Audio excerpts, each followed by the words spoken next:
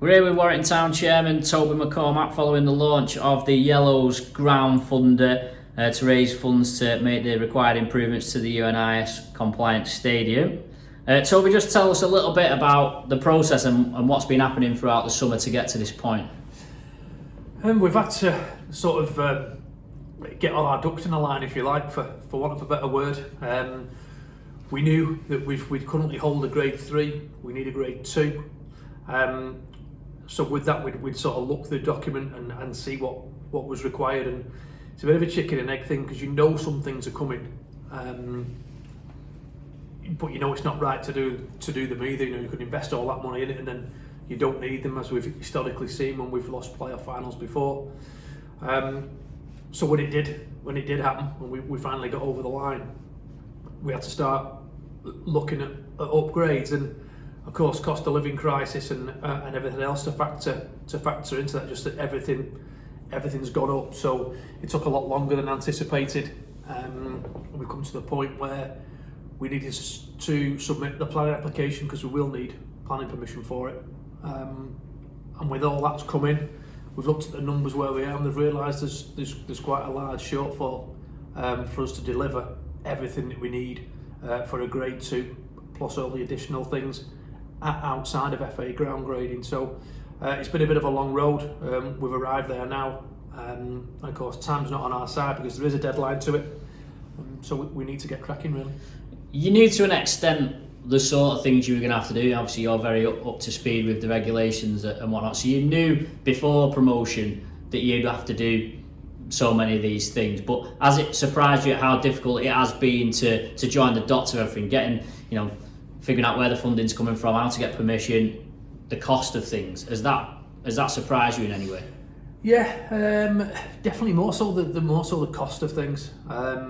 They just seem to, things we've looked at historically that we knew we needed, we've revisited them at the time that we needed to, and some prices have doubled, quite literally. So it just makes the task more difficult, because you've got no choice. You need those materials and you need to do it that way, because you have to operate within the confines of a grade 2.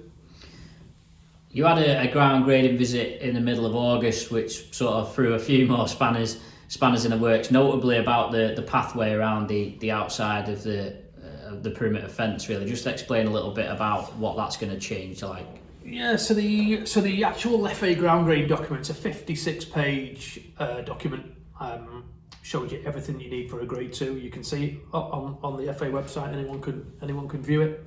But with promotion to step 2, which is the SGSA get involved with the Sports Ground Safety Association. They then get involved. They don't want step 3 or 4 or 5. It's simply just step 2. So where our walkways are, pathways behind the green perimeter fence, if you like, those have to be extended from 1 metre to 2.7 metres, pretty much all the way around the ground. Because if we don't, those areas where people do stand against the fence watching, they can't be counted in the capacity. So it will actually, on an inspection, when that time comes, it would reduce the capacity down. And to gain a grade 2, we have to have a minimum capacity of 3,000. So to extend them pathways all the way around the ground, it's a really big task. And obviously that was something, you knew you'd have to do the away end and the segregation and the extra turnstiles, but I suppose is that a big job that maybe you hadn't, clearly you'd have been able to do a bit more if you didn't have to do that? Yeah, when you look at some of the areas, because we've got to try and get to that 3,000, it would have been a lot simpler if it was a case of, let's put an away end in, let's use the spare land between the foam mass on the canal side of the ground, let's put some standing areas in there, we'll get to 3,000, no problem. Which, when you're sort of drawing that out, it is quite as simple as that. But when you sort of getting legislation involved in it, it's not that simple. It's a lot more deep and detailed and a lot more expensive. So if you look at, take for example, of some of the grounds we visit, Brackley's a good example. When you walk past Brackley's new bar they've put in, as you walk down past the snack part of Brackley, for those that went, you could see that the concrete pathways had been extended by quite a way, with some freshly concreted areas, which so other clubs have had to do it as well. So yeah, it is a challenge for us. It wasn't something that we expected. When people say what's caused that, it is the walkways being narrow, but it's also the green pitch perimeter fence. That's also being classed as not standard, which I sort of scratched my head out a little bit really, because if you drove a car into there at speed, you wouldn't be going through that concrete fence. You just wouldn't. Yet 4 people can't stand against it on a Saturday afternoon. So it is a little bit bewildering, that one. But it is the rules. We do have to get it done, or we won't get a grade 2. So there'll be a handrail going up along all standing areas when the work gets done. Obviously, you don't want to think about this, but if you don't get the work done by March, it means automatic relegation, and also that you can't get promoted in the following season as well, which some people may not be aware of. Yeah, unfortunately, if you do get relegated for ground grading reasons, and you won the league the following year, for example, you would not be allowed up. And as I alluded to pre-season, really, we've just got 2 tasks this year. We've got to stay in on the field, and we've got to stay off it. They're the 2 tasks, and of course this is a major part of the second one. At the moment, although you know that you will get some funding from the Premier League Stadium Fund, you're not sure exactly how much there will be. Obviously the 80,000 figure's gone out as part of the Groundfunder as a bit of an estimate of what the club's going to have to stump up for the work, and that will come from club donations, whatever funds are in the club, and other ways we can generate some revenue. Are you confident that no matter what happens, you will get to that figure? I think we will. There's going to be a lot of hard work over the coming months, which we're not scared of. I think historically we've showed that we've got something, a target to reach and somewhere to get to. We'll get to it either way. But I have to say, it's been, when we did the launch of the Groundfunder this week, just been overwhelmed really by the comments and the offers of help and that kind of thing. So it just shows that we will all pull together and we will get there regardless of how difficult a task it'll be, and it is. There's no easy message by turning around and saying, well, I'll tell you what, if we can raise this 80,000 and we get all the funding, that's its job done. Again, it's not as easy as that. There's a lot of work involved, the planning permission, where we've got the services to key into, electrics, everything. It's a really, really big task and something that we need to be starting sooner rather than later. And even to get to this point, you've already spent quite a bit of money on the legalities and things like that as well to get to this point. But as well as actually satisfying the ground grading, it's also thinking about the fan experience for fans here, because crowds are up over 1,000 now, and average crowds are over 1,000. Clearly adding more facilities in the ground is going to be for the betterment of the people in the ground, and I know that the away end is going to be segregated on occasion, but it will potentially be open for home fans otherwise. Yeah, it will, because when it's quite easy to turn around and say, well, just do what clubs do to us, put us in a small segregated area, give us a tiny snack bar and a portable toilet. It's not the right thing to do. If you're trying to provide a great match day experience for home fans, you should be giving that to your away ones as well. So when away fans travel, they've had a great day and everyone's had a good day. So it's important that we put the right facilities in then, as you've rightly said, because on the days we don't segregate, we want our own fans to use that area. So it has to be of a good quality and deliver a good match day experience. And you are doing some other little things aside from from these bigger plans to try and improve that. There's a service hatch going in the side of the social club that you'll hope will speed up things on a match day. Yeah, if when people are in the ground, if you look sort of behind the home and away dugout, you'll see a service window that's gone in there. And that's going to be an outdoor bar with a dispense system in where we can dispense pints basically, which will take some pressure off the match day bar, because regardless of how many people we staff on that bar, just due to the configuration of it, we'll never serve any more than the amount we serve now. It's just unfortunately how it is, and to change that configuration would be costly, and it's something that we don't need to do right now, because of course we've got more important tasks.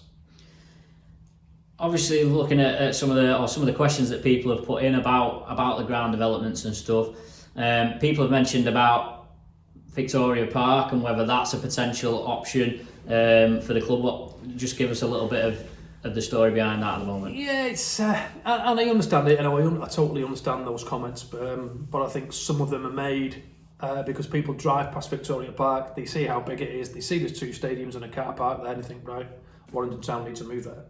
I think if you had a walk, you even up to the fence and had a look, it would take a substantial, and I mean a substantial amount of money. You know, you're talking it's 200,000 for us to reach a grade 2. If you turn around to me now and it gave it me as a task to say, right, so we go and ensure Victoria Park is grade 2 by March, I'd probably be asking you for the best part of 400,000 to 500,000, because it's got a number of things it needs doing to it. You know, simple little things which are very costly. So, you know, we just talked about our walkway. Our pitch has to have a permanent fixed barrier walkway all the way around the pitch. You're not allowed to view the game from outside. You know, it has to have a 6-foot fence all the way around it. You know, there's 2 things already that Victoria Park just doesn't have. You've got to have seating for 500 people if you want to get in the playoffs. I don't think there's 500 seats in that stand. Changing rooms and officials' rooms have to be a certain distance away. They can't be. I think some of the changing rooms are upstairs. So, and even then, I'm not certain. But I think the pitch may actually be undersized as well, because it's, you know, it wasn't designed as a football arena. It's designed as a rugby arena. So there would be a huge amount of work to do to get Victoria Park to something like, and even if you looked at the athletic side, I mean, even more so, there'd be even more work to do there. You know, I know football pitches, we've seen those in the middle of athletics tracks, but they're generally in the middle of big stadiums, you know, and that's purely an athletics arena with a grass middle that, you know, has been utilised over the years. So I think the good aspect of Victoria Park is the parking.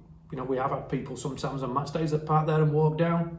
I think eventually, you know, we look at running a park and ride service from there, like we've done it previously, historically.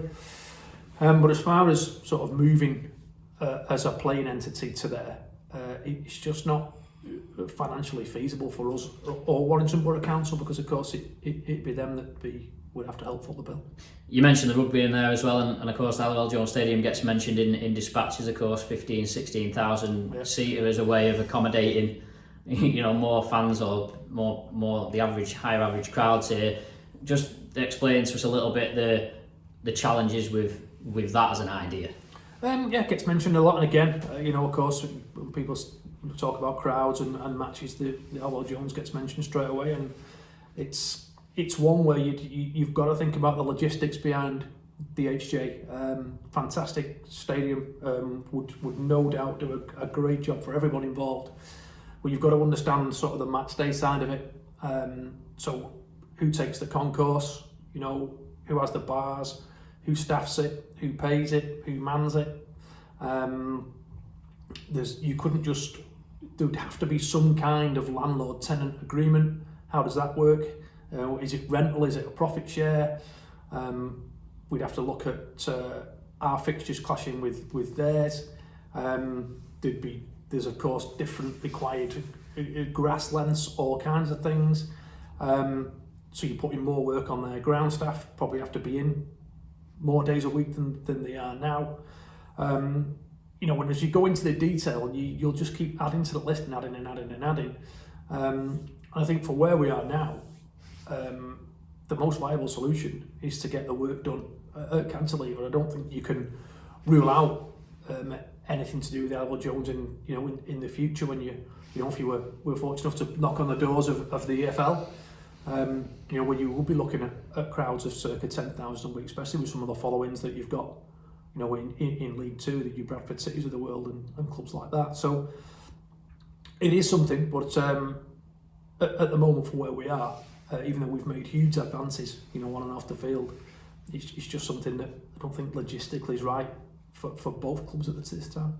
Yeah, I'm sure there's fans who've probably been in the Halliwell Jones when it's only had a couple of thousand in. I think I was at a game, there was 5,000 there last season, and the atmosphere clearly in a bigger ground is not as good as when you've got a lot of people in a smaller ground. So there's that element to think about. Segregation, you say for example, well, let's just open one side of the ground. You're then putting the onus on the stewarding and the setup of the Halliwell then to segregate these fans and manage it. Then you need 2 separate concourses, 2 separate bars. So again, it's just a massive list of tasks for people to complete. So hopefully by the end of this season, the capacity here will be 3,000. And I know one of the issues that's being raised is around parking and sort of from the local residents as well. Although clearly the crowds aren't going to go up to 3,000 just because you've done the work, but crowds are increasing. What are you doing to try and alleviate some of those concerns? It's difficult because, of course, you look at any a lot of football grounds in towns. The football ground's always been there, and the infrastructure in the town's changed around the ground, and things within the close proximity don't change. I think that's the same for any football ground that's in the middle of a town. As mentioned, we have and we can look at sort of park and ride if we want to. We do a lot of the local residents use the social club attached to the football club.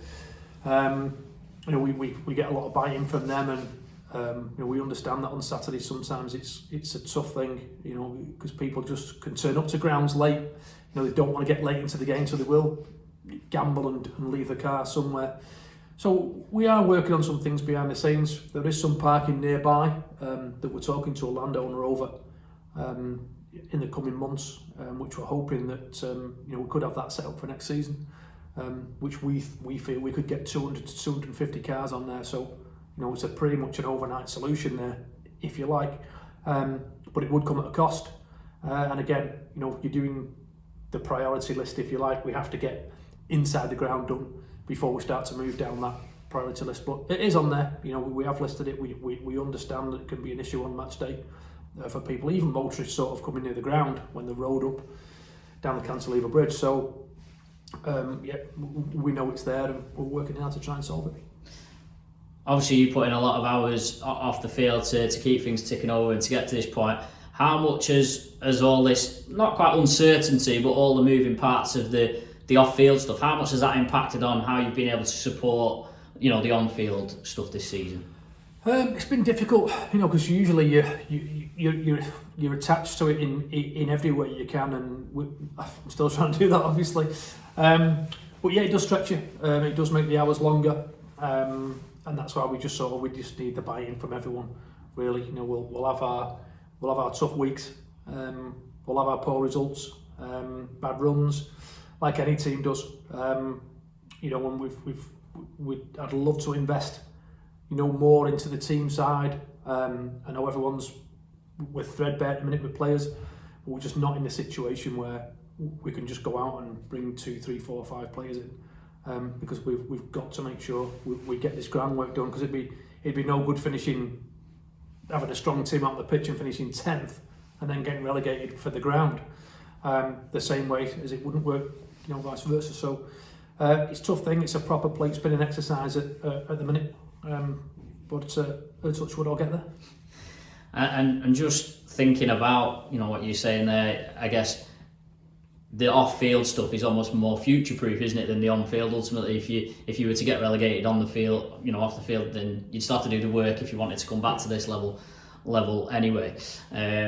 So it's not just all about the money either now. So everyone's thinking, right, we've got the plans in place. If we raise the money, you've actually got to do the work as well. So just where are you at in terms of that? And I guess you're open to people approaching you and offering the services. Yeah, we are. I think what we're going to do next week, the way the fixtures have dropped, we've got some time we can spend on the ground just taping some areas off and maybe just starting to make a few cuts in the land, if you like.